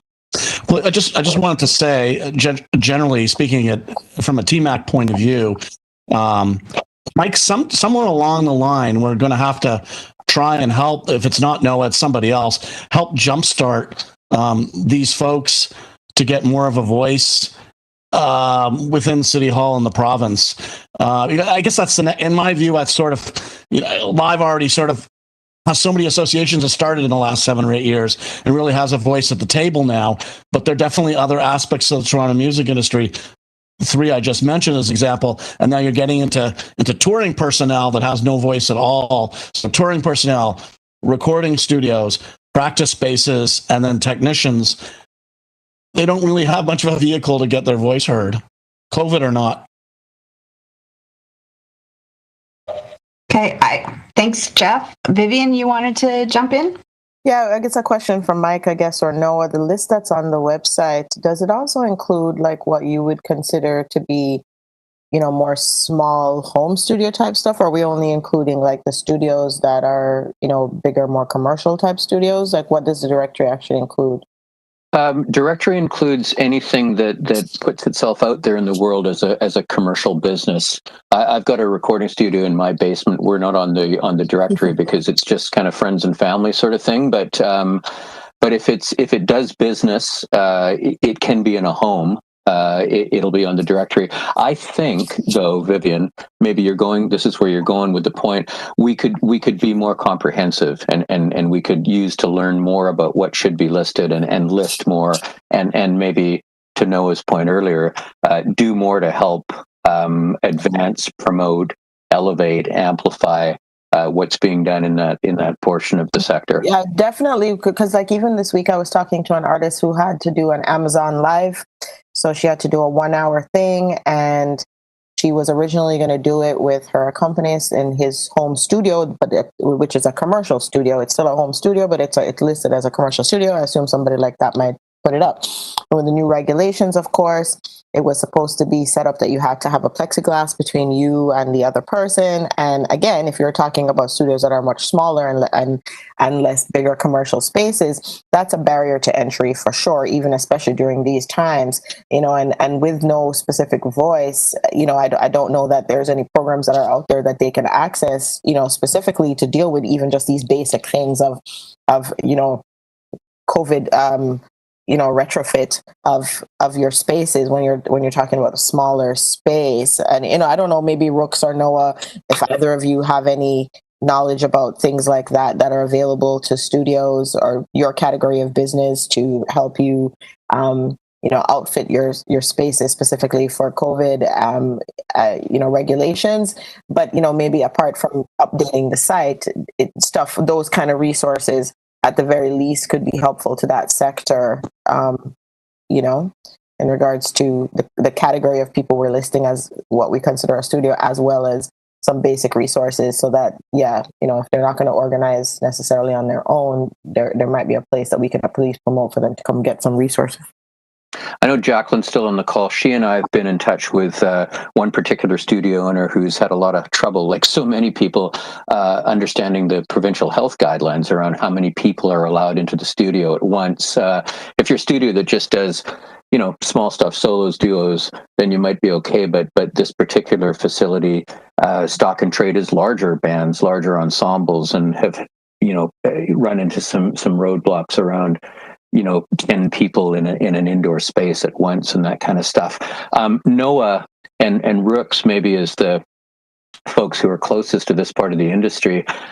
If maybe even it's just a starting point, sending out communication to folks to make sure that they're aware even that there is a Toronto Music Office and that we can help try to find answers or clarification. We certainly can't always provide the answers, but as you said, no, even just sort of knowing somebody's there to listen and help when we can. We'd like to provide that service more completely for the studios, rehearsal spaces, technicians. As Jeff said, I think it's all part of, a sadly neglected part of the ecosystem sometimes.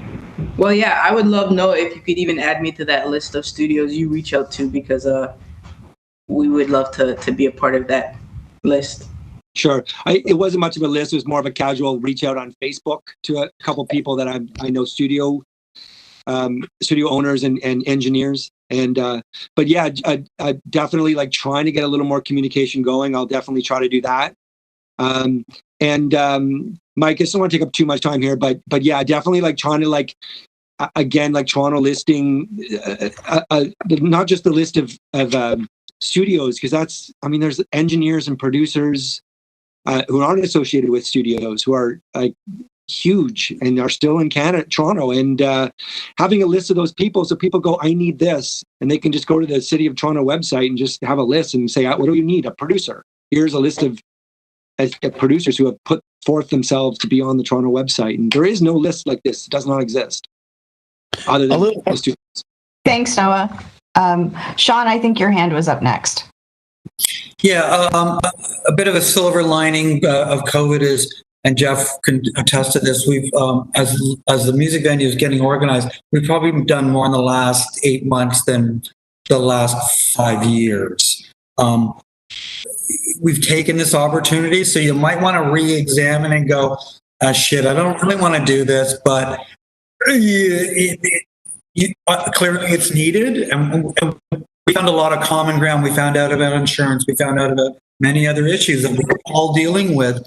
And on our own, we didn't know. So it's, even to get together and commiserate, we had a very frank discussion about financing and who was stable and who wasn't. And we really opened some doors that were not open before. So, you said, it's so hard to organize. It is, but this might be the opportunity when people are down and have the time to re-examine those. And you've seen the action that at TMAC and at other organizations, Canadian Live Music Association, that live music venues have got from getting organized and moving forward.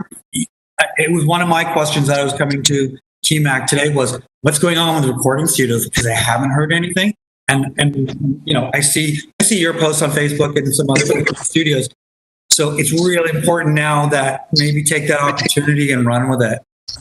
And I'm sure Mike would, support any initiative there and help move it forward. But I was very surprised at how much work we got done and how much common problems and issues that we had that hadn't been discussed anymore. So, Jeff, I think you wanted to jump in. Yeah, two things. One, Noah, if you ever want to try again, I'll volunteer to come in and help and share your meetings if you want at the beginning. I'm pretty good at it.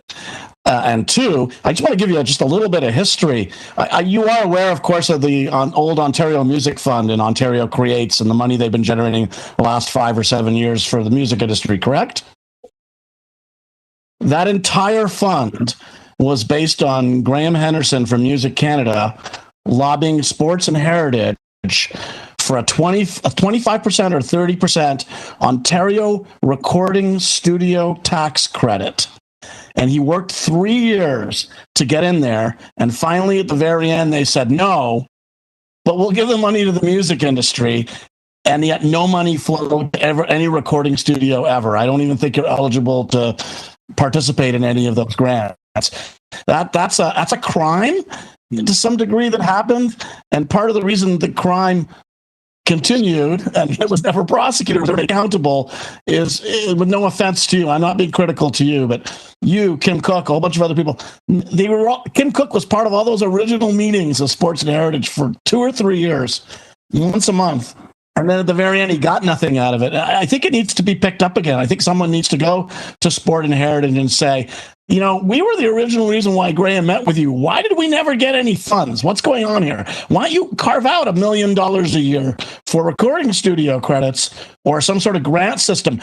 Why do we have to wait for an artist or manager to apply for a grant at my recording studio? Why can't I apply for that recording studio myself? And I'm telling you, you just need some advocacy here.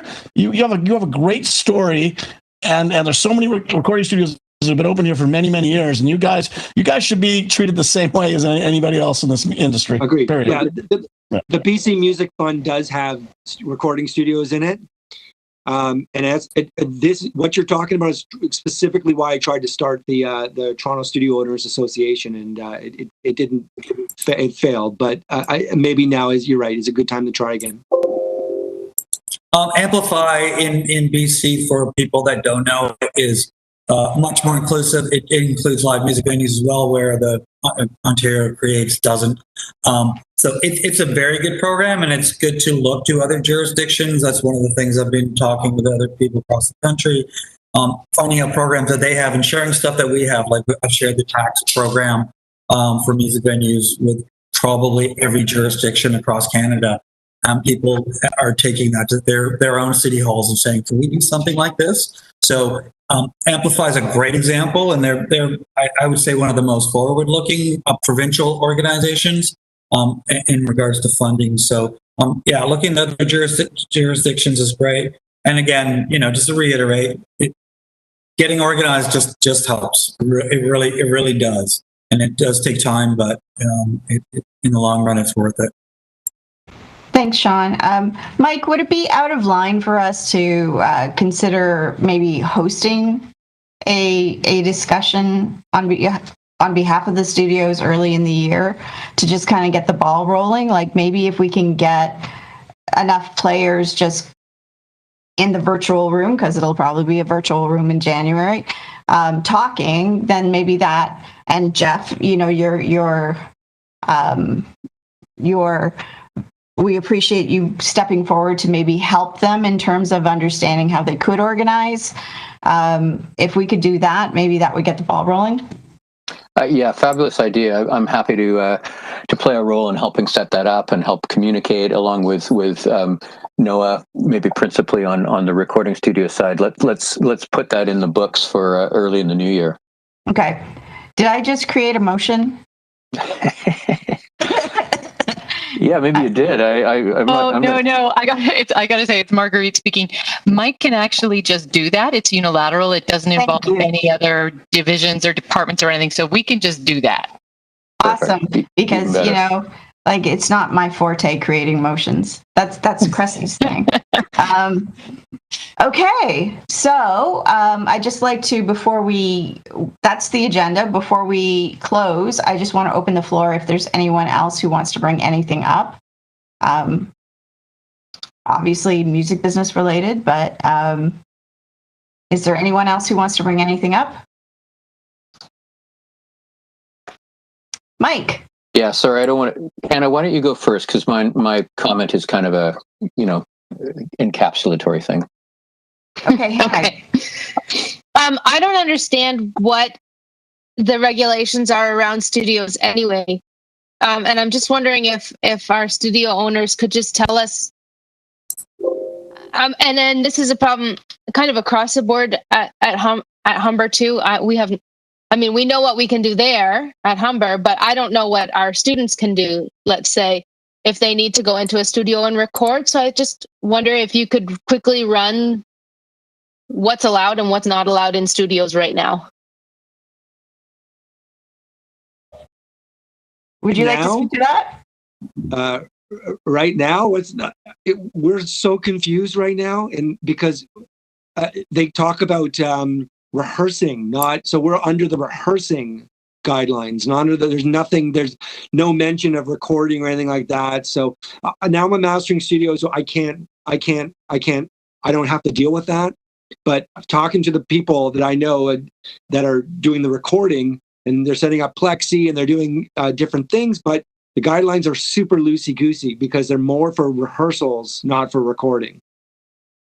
So and the Ontario government has not been good with guidelines in this respect at all. Okay. Rooks, what are you doing in your studio?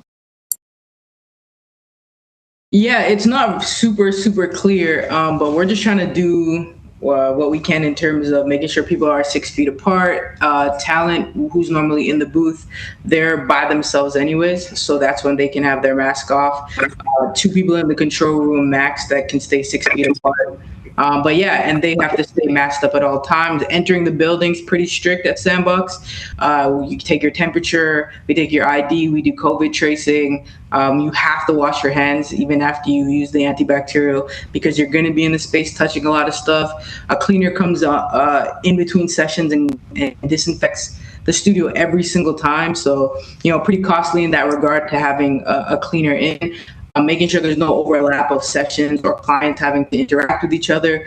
But we're doing everything we can to make sure there's a maximum of 3 people in the actual recording studio area at any given time. And then, in our actual facility like our cyclorama, which can still be open under the rehearsal guidelines. Same thing if you're shooting, filming, whatever, crew is to a minimum. People need to be 6 feet apart, which means there's only about like 2-3 people in the cyclorama. And talent, of course, can be unmasked, but everyone else has to have a mask on. So, a lot of paper towels being used. Thanks, Rooks. Yeah, it's quite a production, isn't it? Anybody else want to bring anything up? Very, very quickly, Noah, you had mentioned property tax. There is a provincial program. There was a grant that you could apply from lockdown on. And next year, there is a provincial program that will rebate or eliminate the education side of the tax, which I think is upwards of 45%. So that's something that all businesses can apply for next year. So not just music industry related. Yeah. Sorry, Jeff. I just wanted to add, if there's anybody here that does not understand the eligibility or how to fill out the CERS form or the CWS form, or didn't go to the Ontario portal to get your 24 days of potential electricity, hydro, and commercial property tax, Mike, it's a good thing the credit didn't come till later. We'll talk about that another time. To get the rebate back, please contact me offline, Noah, specifically to you or anybody else. I don't work anymore because all my business entities are closed. So all I do is spend all day long answering government forums. I'm pretty good at it, as Mike will tell you. So if you have any questions about it at all, I've read those things and filled them all out. By the way, I applied for my Ontario rebate for the 24 days we were closed. Both the Horseshoe and Lee's already have their money deposited. It's that simple, that quick, and that effective. Although, as I told Mike, they're really cheap on how they reimburse you. Like, they count the days on your hydro bill and on your property tax, but they're giving you back money. They count the minutes, basically, but it's a little bit, and it's there, and it's available, and same goes for me. Me and Jeff have been going back and forth and helping one another, and Jeff's been a great resource, I will say that, and he knows what he's doing, so take him up on the offer. I have. What a multi-talented group of people we are. Thank you. Last call. Anybody have anything? If not, we will turn it over to Mike to wrap up, and then we'll adjourn. Go ahead, Mike. Thanks, Marianne, and thanks for leaping into the breach here as chair when Councillor Cressy had to leave. I know Marguerite and Jacqueline are still on the line, so they may want to add something here. But I just thought, since it's the last TMAC meeting of 2020, since it's been a very, very challenging year and continues to be challenging as we head into the winter, hope everybody's well. It's great to see everybody's faces. I agree with Noah. I don't get out very much. I'm in the basement office here at the computer a lot. I know how hard it's been for the music community generally, whether you're an artist or a venue or a business of another kind. So I hope that through the holidays, whatever you're doing, however you're celebrating or just hanging on, that you're well, and that those are well. Please do reach out if there's anything you think we can do. It's great to see everyone. So that's kind of all I had to say from a city staff side. We definitely appreciate your making time for these meetings and contributing the way that you do.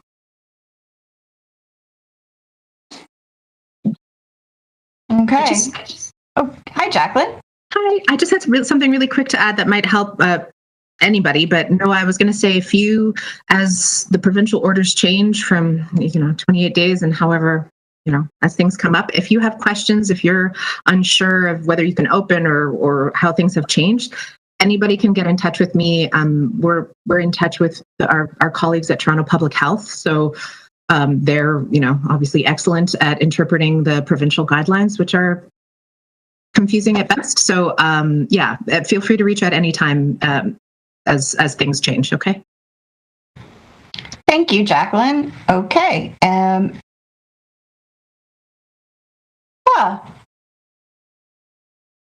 Something just came across the screen there. Is there anything else that we need to do in terms of process? Yes. Madam Chair, it's Jonathan Cancella here from the City Clerk's office. Hi, Jonathan. We have one procedural motion to Okay. excuse the absence of members who are not here today. Right. Okay.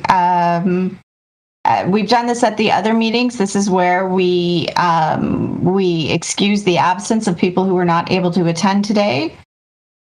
Those being Counselor, I always screw up her name, Bio, Tracy Jenkins, Rob Lanny, Tao Ming Lau, and Counselor Thompson. So moving that, we excuse the absence of these. If we can take a vote, all in favor, just raise your hand. I can't see any hands, so. All right, any opposed?